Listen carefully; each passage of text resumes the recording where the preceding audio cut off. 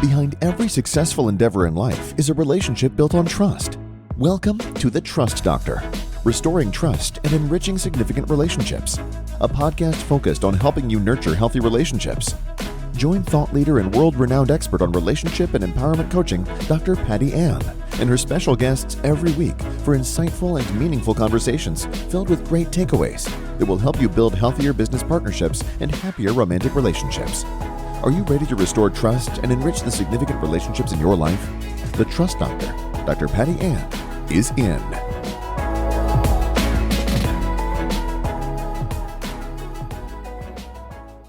Welcome to today's podcast episode of The Trust Doctor, restoring trust and enriching significant relationships. And today I have as our guest one of my most favorite people of all times. He sort of kind of reminds me of the person that acts like a dog and barks, but he's as sweet as a cuddly bear. And before we go any further, because I know you're going to love this podcast interview, make sure you like, comment, share, and subscribe to this podcast. Now, I am going to tell you a little bit about our guest, Tony Rose. Tony is the founding partner of Rose, Snyder, and Jacobs, and they are a staple firm in LA and the San Fernando Valley. Originally, it was just Tony's firm, and he started it with his mentor, Mary Snyder. And I make sure I bring that up because Tony is an incredible champion of women, past, present, and I know in the future. He helps entrepreneurs and high-worth individual families to tax minimize what they pay. I can't even tell you all the great things he does, but I know that if you want a person that is probably the smartest person in the room, has the utmost integrity, character second to none, you are going to want Tony Rose in your corner. So buckle up, folks, because Tony is about to take us for a ride. Welcome, Tony, and thank you so much for being on this podcast. Talk about setting unrealistic expectations, Dr. Patty Ann. I don't know what to do with you. Oh, come on. I set a high bar because I have seen you in action, so your false humility will not be accepted here. No, not false humility. I'm just like everybody else. We're doing the best we can, or at least most of us are. That's right.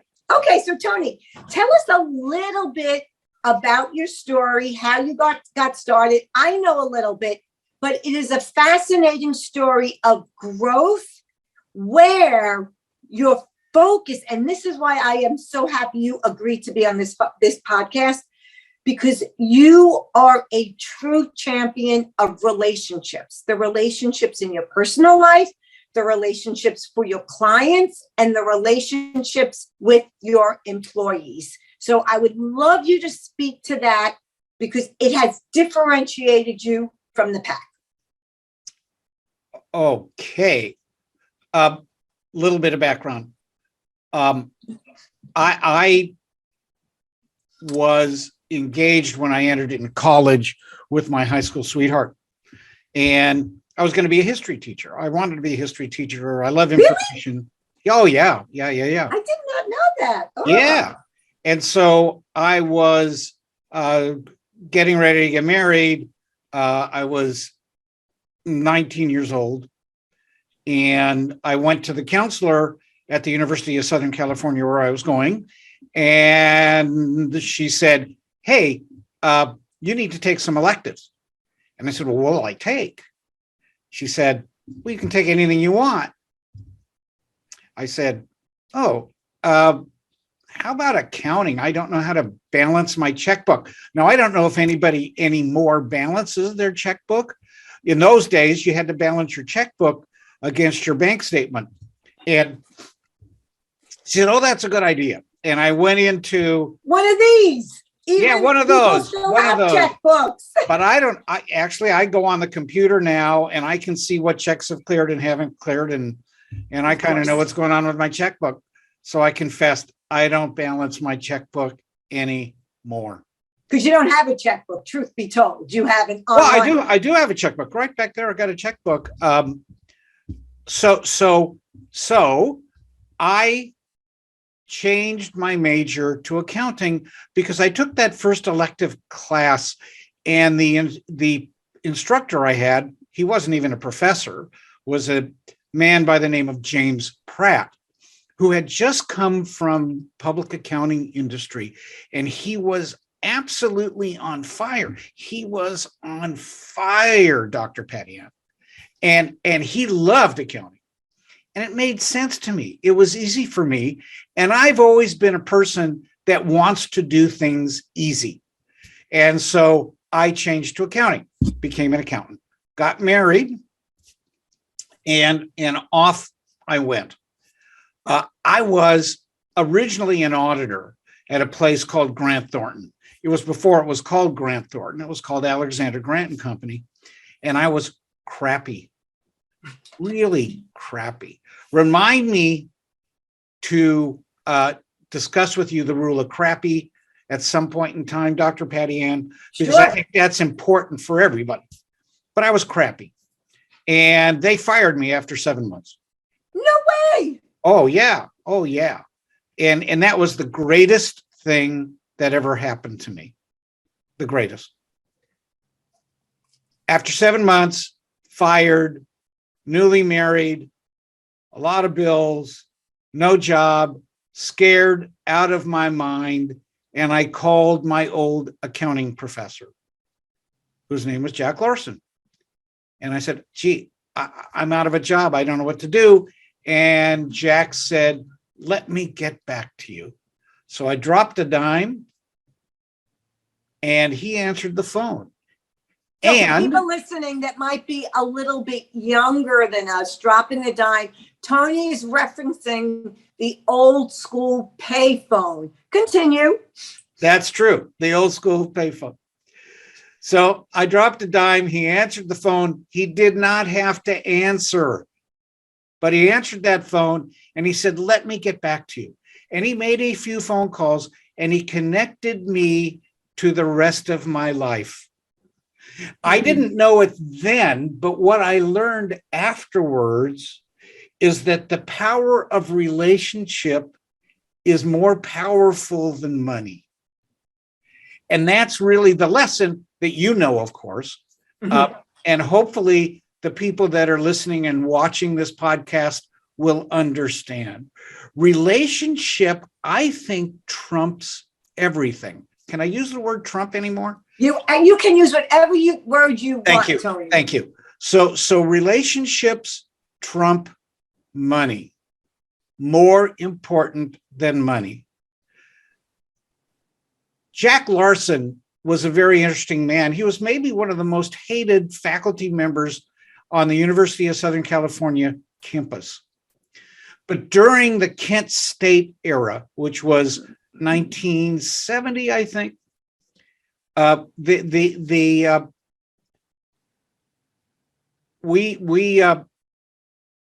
some college students were killed by National Guardsmen in the Midwest. In Ohio. In Ohio, thank you. Yeah. Four students were killed during a protest. It was a blotch on, history. Yes, and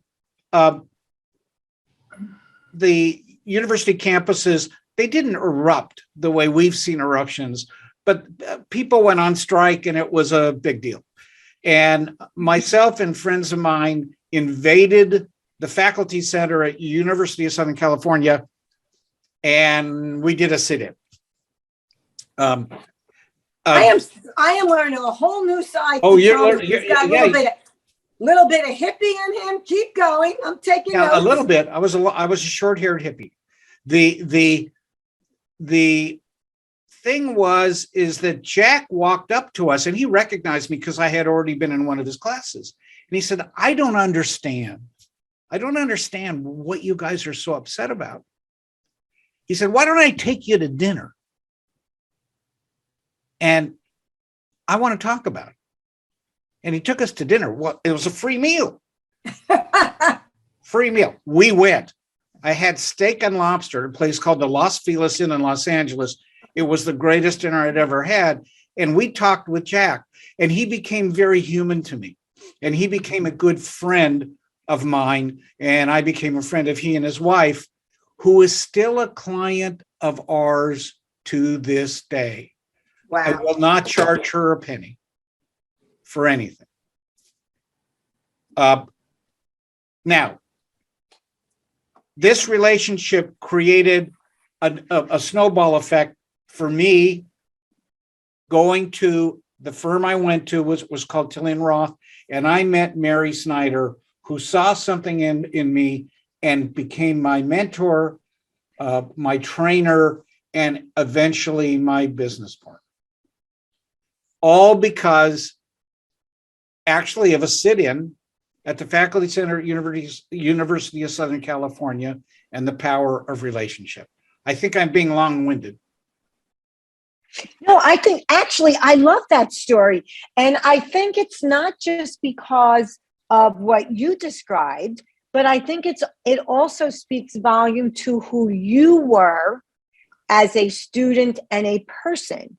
Because this professor, who you said was one of the most hated professors on campus, yep, you clearly found a way to build a relationship with him.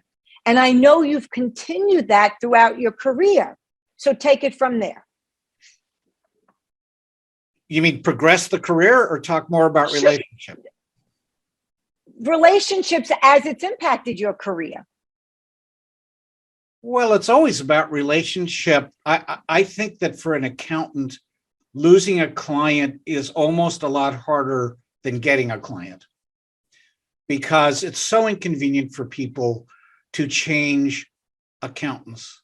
And an accountant that smiles at all and acts like they care at all, it's pretty hard to let go of. I'm sure, Dr. Patty Ann, you know, in your relationship with your accountant, it would take a lot to get rid of him, even if that accountant stopped the relationship dead. You just really have to kick it to the side, or it stays. Now, there's some people that are looking for bargains, and if you get too expensive, they leave you. But it is very painful to change accountants because of the relationship. There's a very important concept that I write about in one of my books. I think it's in my book called Say Hello to the Elephants, which is going to be republished, called Quadrant Thinking. And we talk about something called a trusted advisor formula. And it was a book that was written years ago by David Maister, David Green, and another person. And he talks about how to measure the different elements of a relationship that you have with a professional or anyone in your life.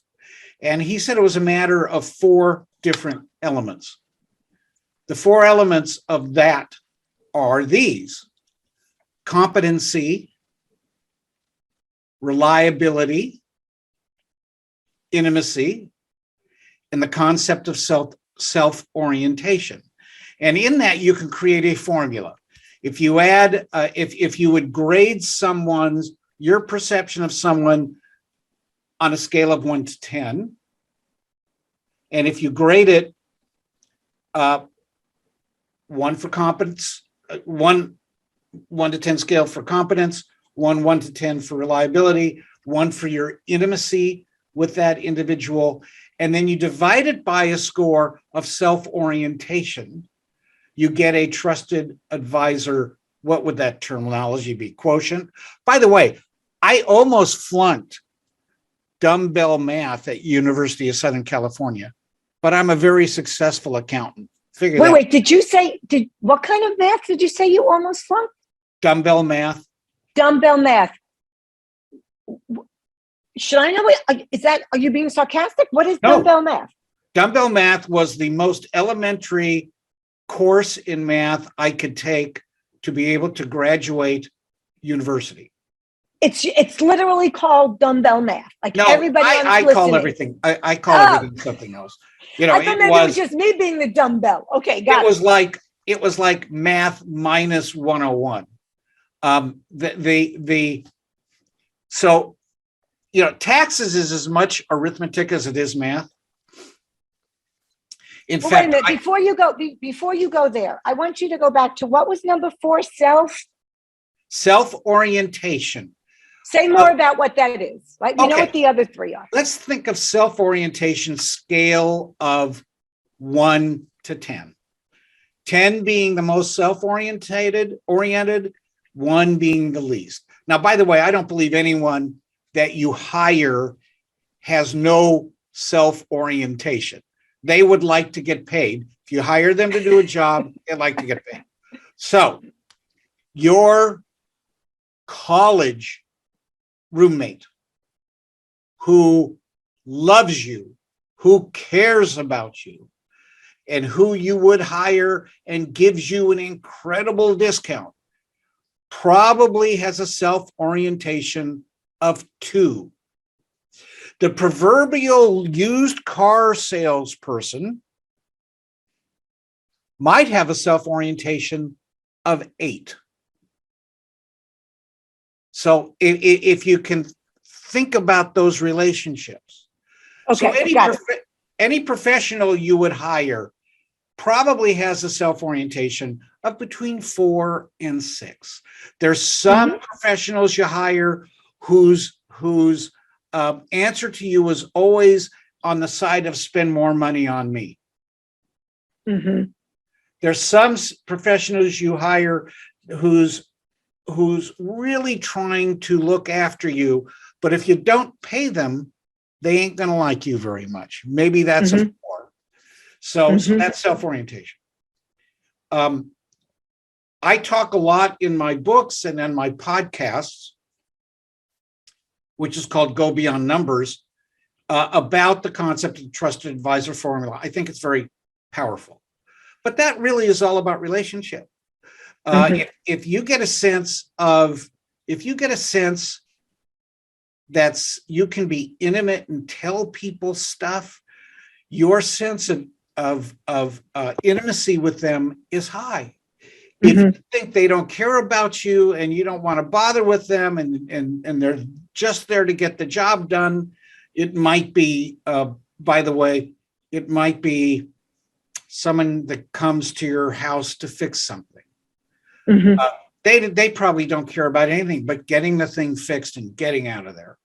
So it's very transactional versus relational. So you just touched on something I definitely would like to explore a little bit more. And I know in your podcast and your books, you talk about that.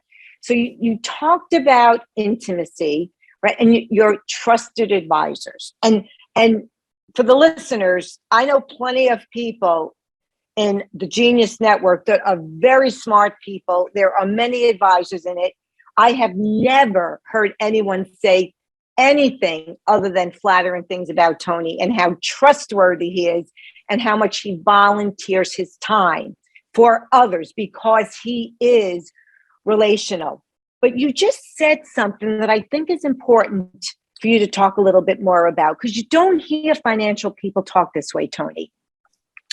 You talked about people being willing to share information with you, right? Now, we know, I know that most financial decisions are based on emotion in spite of what we think. Not most, all.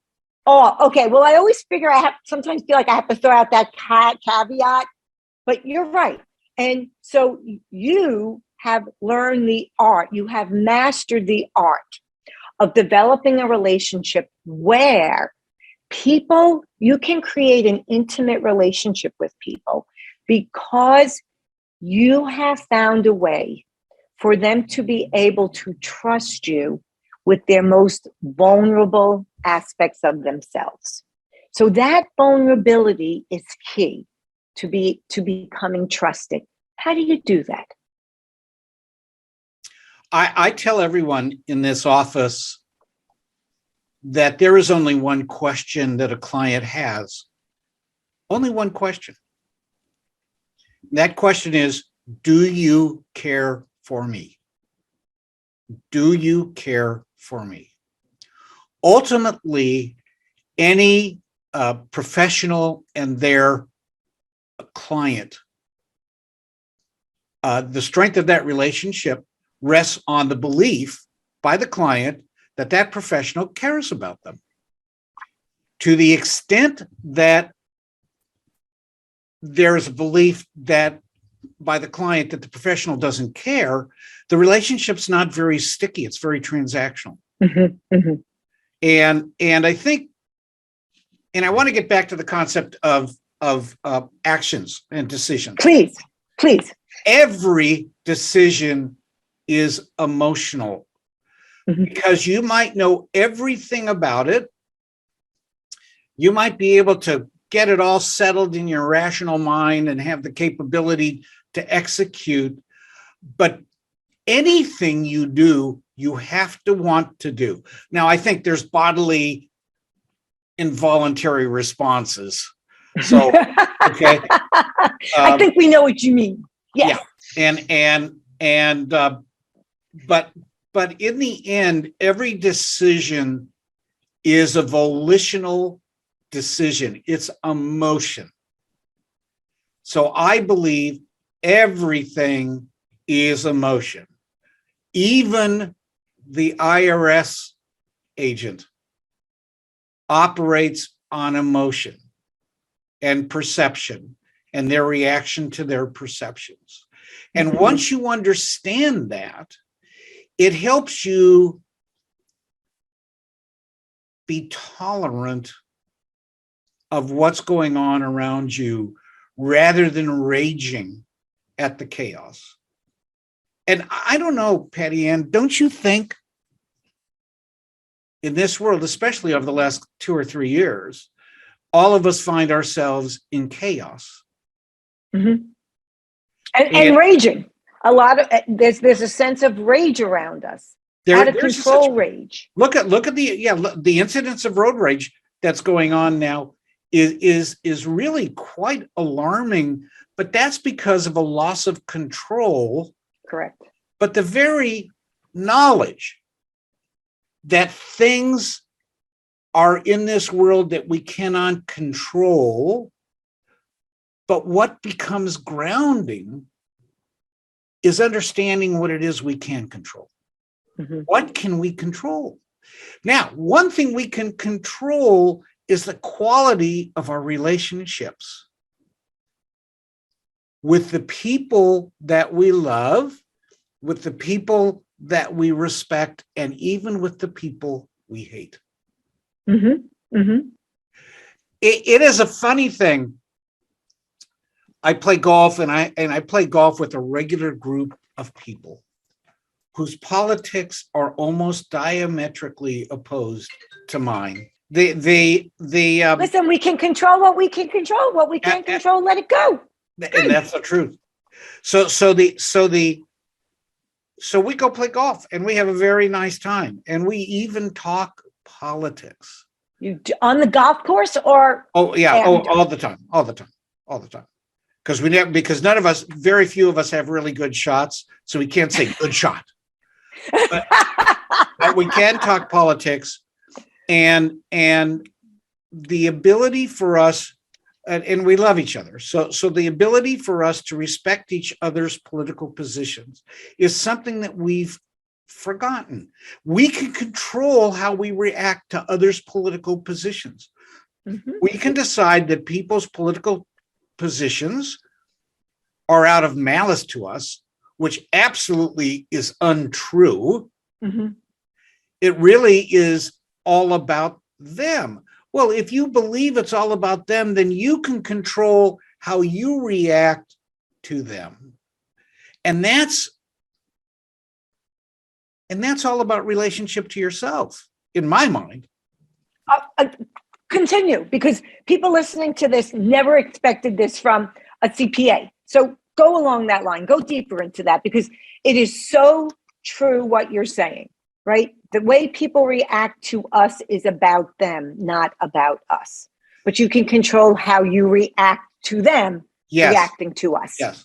I will share with the audience, because if you go to my podcast or if you go to my website or anything like that, or my Facebook, you'll see that in December, my wife of 51 years passed away. And during the very tumultuous 4-week period, which I'm very grateful to Dr. Patty Ann for, because she helped walk me through this. Or actually, she strapped me into the bobsled, and the bobsled took me. We went for a ride together. I wouldn't want to take it with anyone but you, Tony. It was. Thank you. It was. You were amazing. You were amazing. I had the choice of raging against what was happening, or controlling what I could control. And I believe life's a comedy. I believe all of you are going to find the things that irritate you. If you can find just the irony and the humor in it, it makes things a lot more livable. Mm-hmm. Things that you can't explain, you cannot reconcile, you cannot even.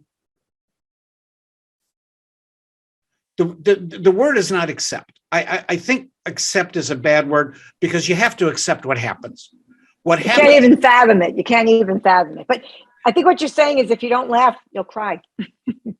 Well, and I did, but you also find humor in things. This weekend, I had to go pick up the death certificates for my wife at the funeral home.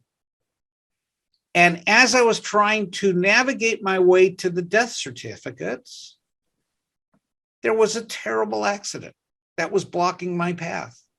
And then I worked around the terrible accident.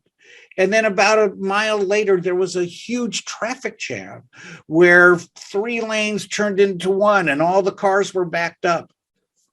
And I finally was able to make my left turn to get to where the funeral home was. You know, the funny thing is, it took me about 45 seconds or a minute to pick up what I needed to pick. But the world somehow makes it difficult. Everything is hard to do. And that was so symbolic. And I got the package of the death certificates. My 52nd, it would have been my 52nd anniversary, was on January 25th. 2022, for those of you that might be watching this in 2025. And I looked at the death certificate, and the county puts a stamp on it, certifies it. Yeah, she's dead, ma'am. The date on that certification was January 25th, 2022. Now, if you don't find irony and almost humor in that my wife of 52 years, my relationship of 55 years, that disappeared on Christmas morning, was then acknowledged by the County of Los Angeles on my 52nd anniversary. I don't know what does. And this is not to cry, but it's understanding that the world, there's something that's going on in the world that we don't understand. And what grounds us is our connectedness to others in sharing our experience. So we are alone, but we're also together in that connection of relationship. Stop me, Patty Ann. No, I'm not, because I'm not going to stop you, because I want the listeners just heard why I adore you. They just, like, you don't even realize it because it's who you are. So you can even see the irony in a loss. But I think, Tony, that's because you live your life every day for others. You are always doing, you are always trying to help. I know for a fact how much you genuinely care about the people that you are connected to in your personal life and in your professional life. And I was actually just talking to somebody the other day, and we were talking about how, in so many ways, corporate America is so broken, right? Now, I'm a diehard capitalist. but you have the top CEO, not if you started the company, but if you're named to the CEO position, say for a bank that you didn't start, like, and you're making all this money, like at some level, there should be a multiple for what you make compared to your lowest employee. So at some level, right? Like you give somebody like 10,000 real more dollars, you will change their life. You will, maybe their spouse doesn't have to go to work if you have young kids. So they have a special need child that can get special help, whatever it is. But for the entrepreneurs like you that are the top dog in a company, and most of the entrepreneurs I know, you would never, and I do mean never, and there are very few absolutes in life, you would never have the greed. You would never even think to say, the lion's share of this profit is mine, and I'll give you the scraps.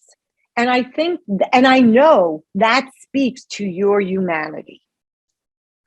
So I'm not going to stop. Boy, that I think that's pretty generous. I would be lying if I didn't say, that I certainly do what I do to make money. I am not a charity.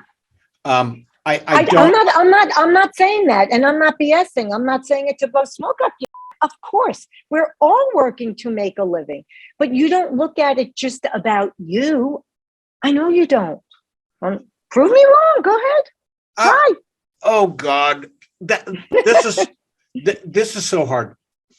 I do everything I do for me. I do everything I do for me.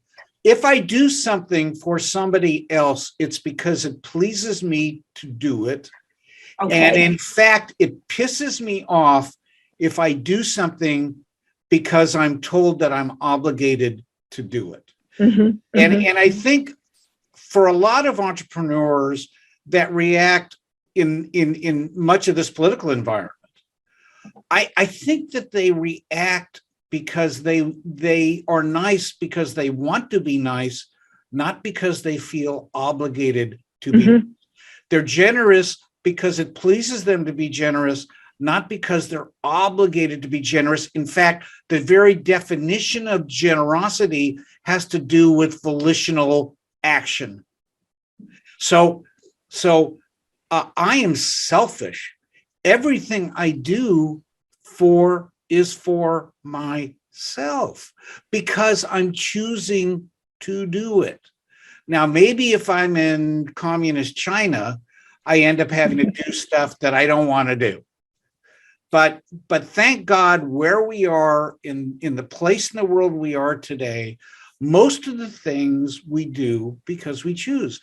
If we cheat on our taxes, it's our choice. If we pay more taxes than we need to, it's our choice. It's all about choice, and that has to do with your relationship to yourself. Right. You know? Right. So I want to make sure that the listeners understand that when you say everything you do for yourself, you do for yourself. That's true for everyone. But because it's the classic example of if you're in a plane, you take the oxygen and it's going down, you put it on yourself first before you put the mask on yourself, before you give it to somebody else, right? But you choose to do it for you. You also choose to do for others because I have your bio here, but I don't even have to look at it. All the volunteer entrepreneurial work that you do, you choose to do for you because it makes you feel good doing for others. I say it pleases me. It pleases you. It pleases me. I do it because it makes me feel good is a very good way to put it. And anyone there that is feeling like they're living a life that they're forced to live, a quick change in attitude by saying, I choose to do something different choose to do something different, even if it's a minor thing, even if it's getting out of bed on a different side of the bed, even if it's using a different pillow, even if it's changing the order that you wash your face and brush your teeth. You're choosing to make a change, and that in and of itself is a small victory every day. Your ability to make a choice is a series of everyday victories. Here's the other interesting thing, and this gets to what I talked about earlier. Sometimes your choices don't work out the way you want them to work out. And this is the power of what I call the rule of crappy. I use a different word. Oh, you can use the real word. The rule of there you go.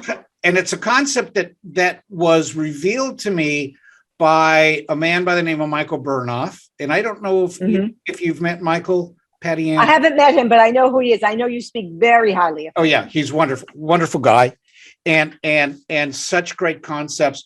And the concept is simply this: the first time you do things, and I can extend that to choices you make,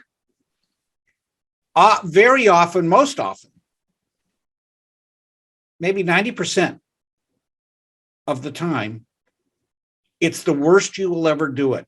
And in fact, expect the result to be I love it.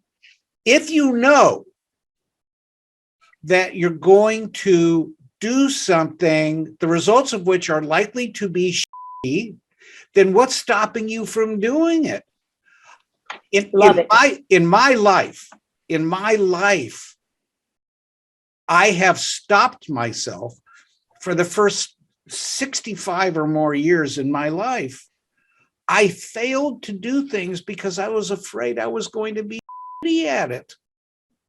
But I'm not shitty at the stuff that I've done a couple times. Most of the time, I'm at least okay, except putting. I cannot putt. But the thing about the rule of shitty is it gives you permission to fail. Fail. I love it. I have permission to fail. I've done it plenty in my life, but I also have permission to succeed. And how many people do you know, Patty Ann, that don't even give themselves permission to succeed? Too many. So, Tony, go with that. Run with that. So the role of shitty, which I love, it allows you to fail. Why do you think? Because I believe you've cracked the code on this. Why do you think so many people are afraid to, we could say, fail, to live their life, to take a risk, to take a chance? What are they afraid of? Pain. When I fail, it's painful. Now, the question is, how long is it painful? The pain can be a little time, or pain can be a long time. Mm-hmm. Oftentimes, the things that I delay doing because I'm afraid to fail create low amplitude pain. Mm-hmm. And so it aches. It's not painful. Mm-hmm. Sometimes the stuff that I fail at is really painful, but it only is painful a very small amount of time. And people don't like being in pain. I don't think. The other thing is that people ask and answer questions.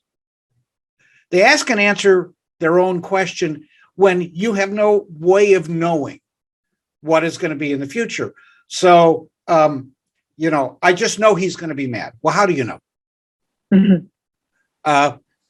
I just know this cake is going to turn out. Well, rule of fine. Let's bake the cake. Maybe we learn something differently. I never had to roast in my life a chicken, ever. So my wife passes away, and a week or so after she passes, I decide I'm going to look up on the computer how to roast chicken. I'm going to make myself some chicken. And I have a daughter who comes at night to make sure I'm able to feed myself, which is very nice, unnecessary, but very nice. And I did all this stuff. I got all the herbs out of the pantry and I mixed them up and I created a dry rub and I rubbed the thing and olive oil and all this crap. And I turned on the oven and I preheated it to 400 degrees and I slipped it in the oven and I was proud of myself. About 36 minutes later, my daughter gets home from work and to pick up her dog. And I talked to her about how proud I am. She says, I don't smell anything. I said, well, don't worry about it. It's been in there for 36 minutes. At 40 minutes, I'm supposed to turn down the heat to 350 degrees for another 10 minutes, and then you let it sit, and I've got it all locked. She says, I don't smell anything. Got to be 40 minutes. The timer went off. I went to turn it down to 350, and I looked in the oven, and the chicken wasn't done at all.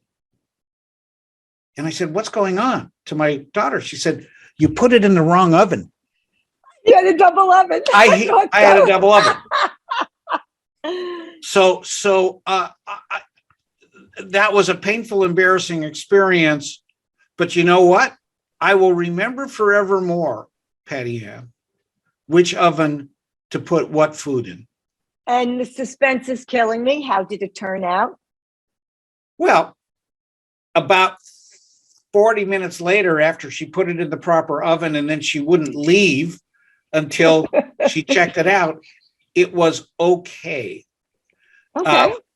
But it certainly didn't taste as sweet as if I had left it in the oven and even burned it, but it was all done by myself. Okay, so I am going to introduce you to this thing called a crock pot, where you can cook a chicken in a crock pot and it makes chicken soup at the same time. But that's a conversation for another day. But what I'm so struck by is how you can find humor in a situation where you're forced to learn to do something that for 52 years you never had to do. Yep. Because I take it that your wife took care of all the cooking. And I think it also speaks to not only the rule of, but it also speaks to the growth mindset that you bring to all your relationships. I also learned that if you mix colors and whites, put it on cold water. That I had to learn too. Well, you know the boys in college that don't know that because everything they wear is pink. Yeah. In this case, I've got a lot of dish rags that are now blue. But they're good quality dish rags, I'm sure. Yep. All right. So, Tony, I have a couple of more questions for you before I hate to let you go because I know you have such a busy day. What is the number one lesson you've learned in your life that you want all the listeners to know? They must know. Oh, the rule of, I think beyond. That's it? I think beyond anything else, the rule of is very important. And the other power of relationship, I fully explore the power of relationship in a passage in my book that just got published called Go Beyond Numbers, about the concept of social capital. The concept of capital in accounting has to do with things that you own. What do you own in your world? You own things more than money, and I won't get into all the other stuff, but one of the things you own are your relationships. You own that. You can save a relationship. You can spend a relationship. You can let it mature. You can put thorns in it.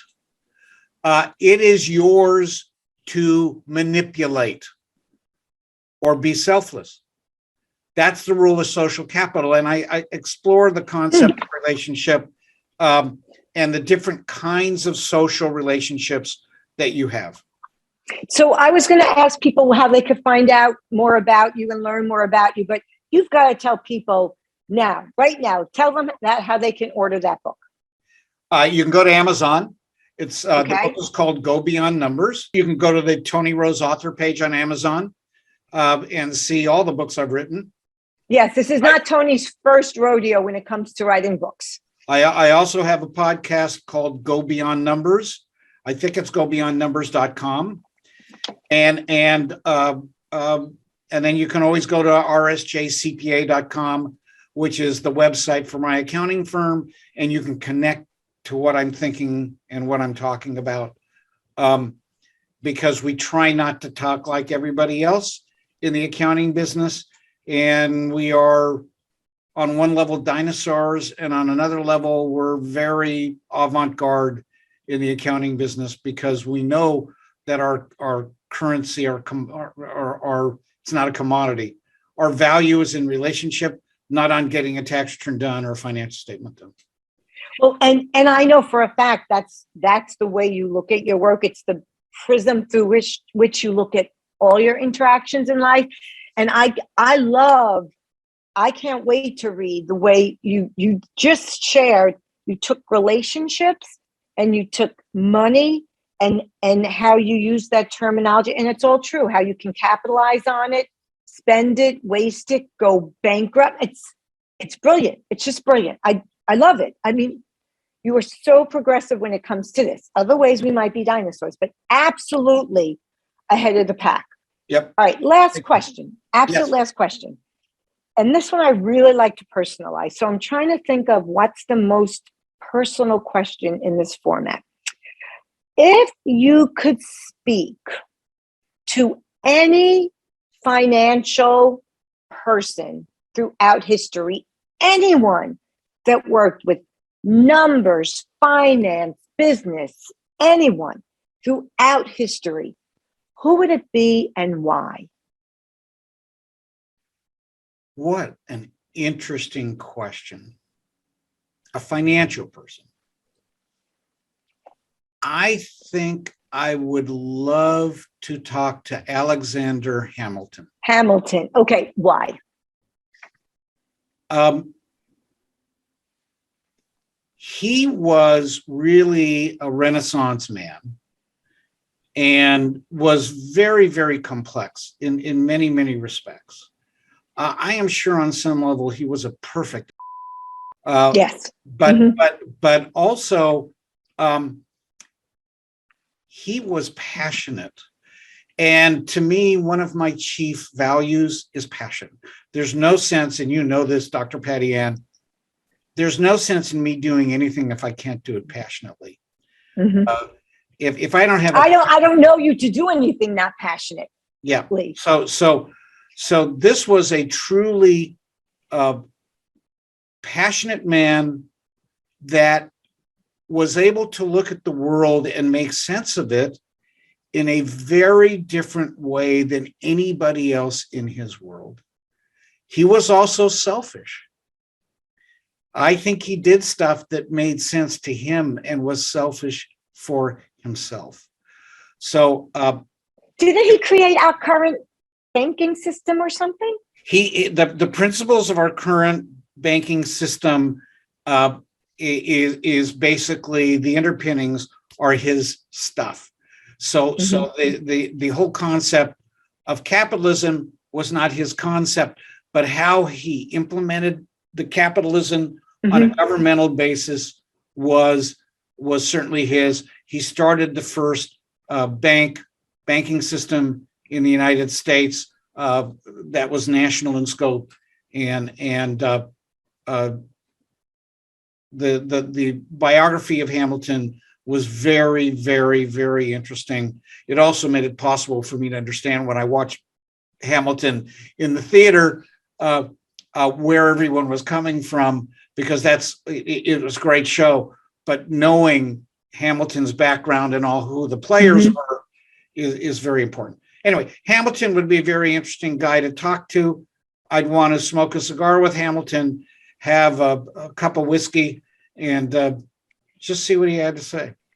And I can see you doing that. And really, when you think about Hamilton, as you're speaking, I'm thinking of, he in many ways was the quintessential Horatio Alger story in the States. He came as an immigrant, right? Yes. And he was an entrepreneur, really, because he created a system. He revolutionized something. He just, nobody did it this way before. And it stands still to today, at least at its core. And never quite accepted.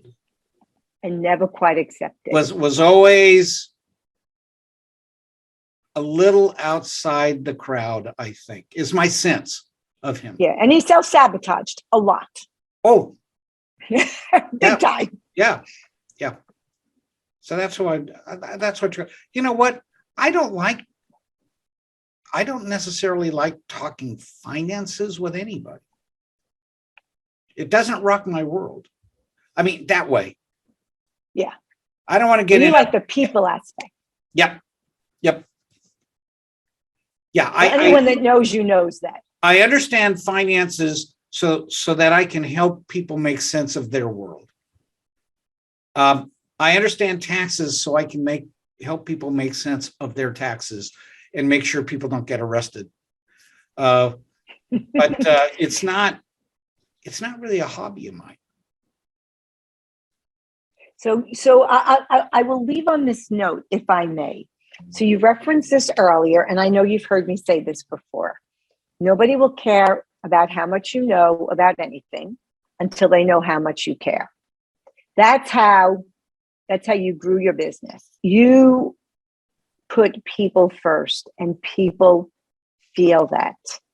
And you have, in spite of all your losses and your most recent one with your beloved bride of 52 years, you still have a life because you've capitalized on those relationships throughout your life. Yes, perhaps you like to define yourself and lead with being selfish, but someone that is totally selfish doesn't have the network of relationships that will help them through what you've gone through in the past and currently if they also weren't givers. Patty Ann, I really define old age, not chronologically, but mentally. Mm-hmm. You are old if you believe you are done. Correct. You are old if you believe you are finished and there's nothing new. I'm not remotely done. Well, I can tell you for sure, Tony is a lifelong learner, and he has only just begun. And that concludes today's podcast episode of The Trust Doctor, Restoring Trust and Enriching Significant Relationships. And I know Tony did not disappoint today, so make sure you like, comment, share, and subscribe to the podcast, and we'll see you next time. Once again, we've concluded another great episode of The Trust Doctor with Dr. Patty Ann. Tune in next week for more insights and advice on how you can create, nurture, and sustain healthy relationships. To find out more about the podcast, visit drpattyann.com/podcast. Don't forget to subscribe, rate, review, and share. Until next time.